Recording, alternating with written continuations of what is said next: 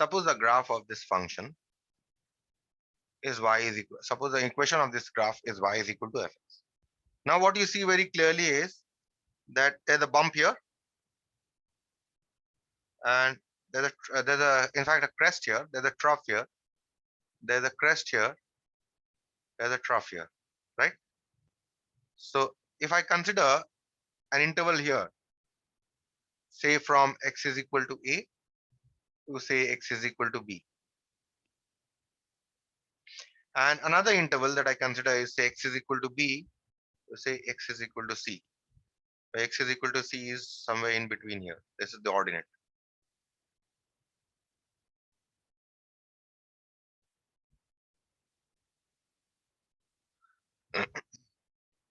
And suppose this is the point x is equal to d.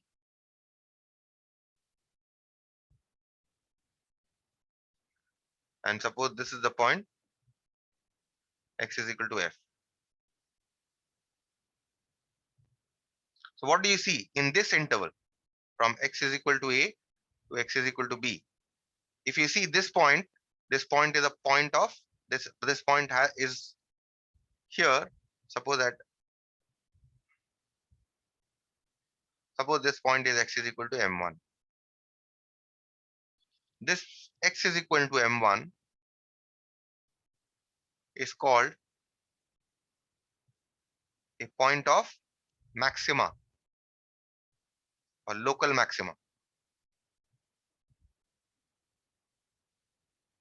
In this, what you see is that the from x is equal to a, if you see the graph is first increasing and then it is decreasing, right? Now consider this interval here. X is equal to b to c. You see that there is a trough here, right? If I call this point x is equal to m2, we call x is equal to m2 is a point of local minima. Is it clear now? Maxima and minima. If you see here, the graph is first decreasing and then the graph is increasing. And at this point, it is at its minimum. So this point x is this point here is called x is equal to m2. This value is called the local minima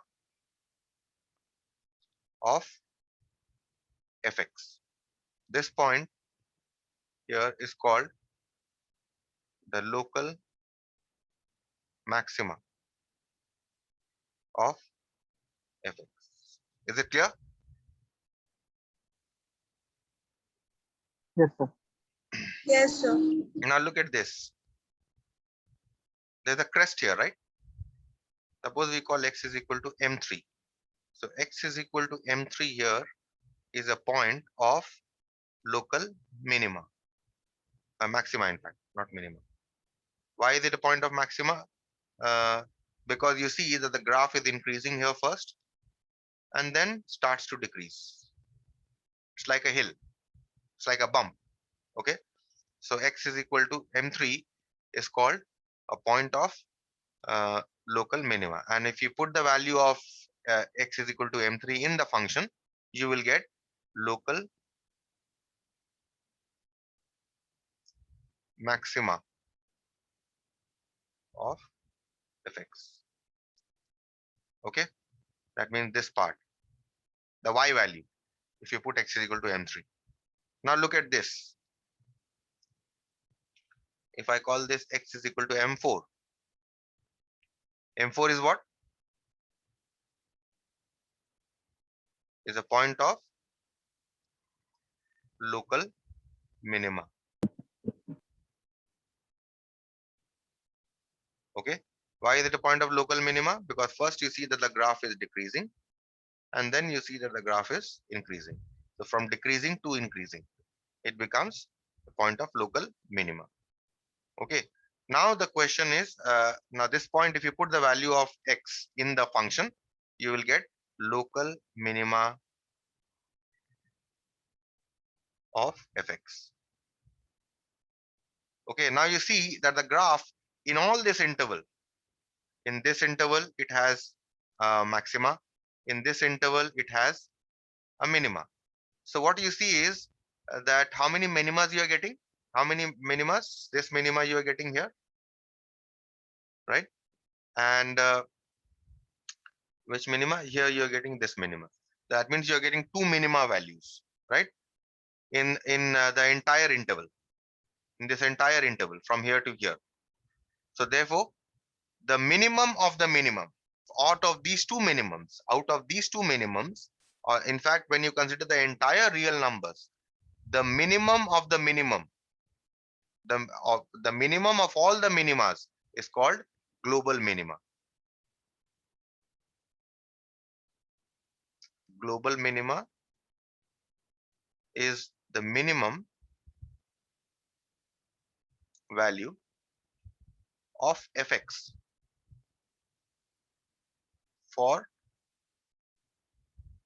among all minima,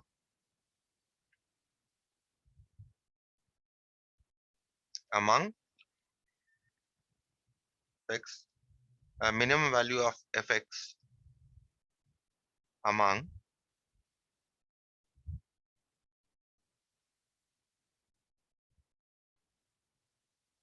all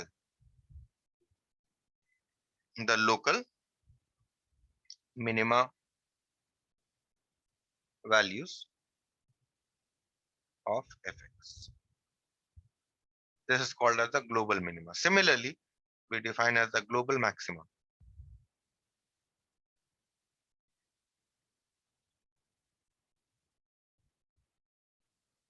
Or global minimum also it is called. Global, you can call it global minimum, global maximum. Maximum value of fx among all the local maxima values of fx. That's it. Here the concept of local minima and global minima. Yes. Okay. Now once we know the difference between maxima, minima, and global minima and local maxima. Okay, now we come to the next concept, which is that of increasing and decreasing functions. Okay, first, increasing function.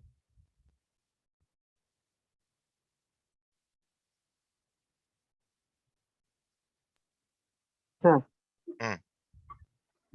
if there is only one maxima, local maximum, one local minimum, then That we is the only consider it to global. go global. That is the only global maximum. Then there is only one maximum. Yes.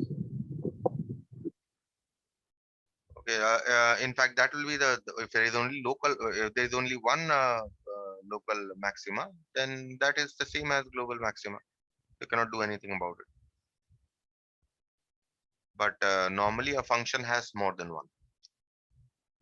Okay, so now see here, increasing function. Now, what do you mean by increasing function? Suppose in a graph, you have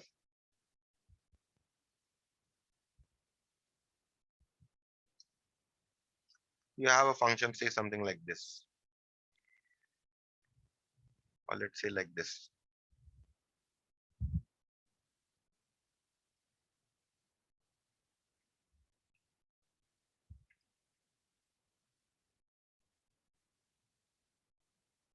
Okay, and you have another function, say something like this. Okay, so what you see here is that this function, say y is equal to fx, let's call it. If you see, this function is first increasing here. In this is a point of maxima. Call it x is equal to m1, point of maxima, and then here it is decreasing. So in this interval, what happens? Let's call this A to B. So in this interval,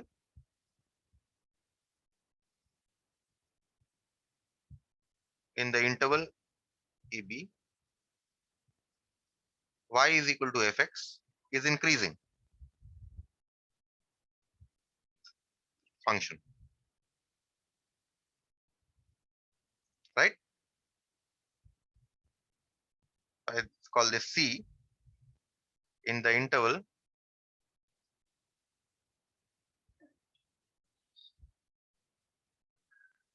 BC, y is equal to fx is a decreasing function. Is this clear? The concept? Yes, Concept of increasing and decreasing function. So in a certain interval, the function can be increasing.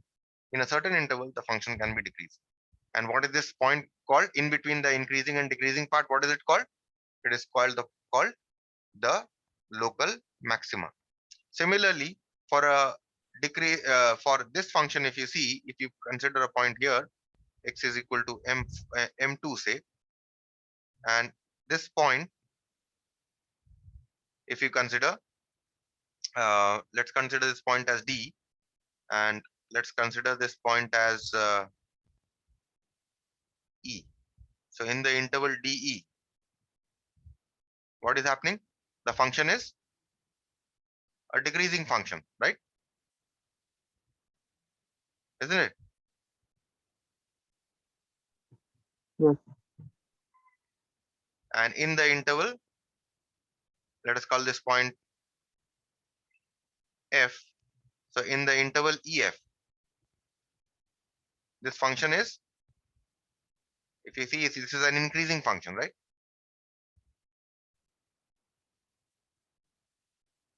Right? So a function can be increasing in a certain interval and the function can be decreasing in a certain. Okay, it's not nothing like the function has to be increasing for all real values. Maybe it can increase. For example, there is a function y is equal to e to the power of x. That function is increasing throughout. There is no point of local maxima or minima.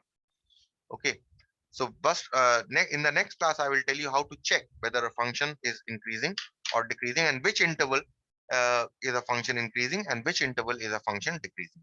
That I'm going to tell you in the next class. Okay, so we'll continue after. It's 8:40, so we'll continue at 8:55. 15 minutes break. Okay. okay, sir. Okay. Come back exactly at 8:55.